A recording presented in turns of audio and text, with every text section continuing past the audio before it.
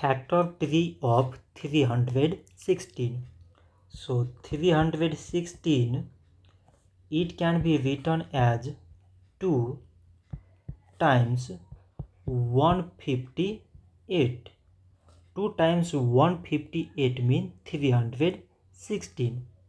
So now 158, it can be written as 2 times 79. 2 times 79 means 158. So now we select prime numbers in all these numbers. So prime numbers are 2, 2 and 79.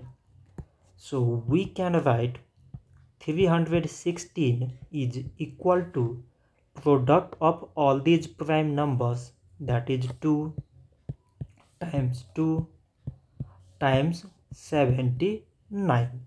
So this much for today, and thanks for watching.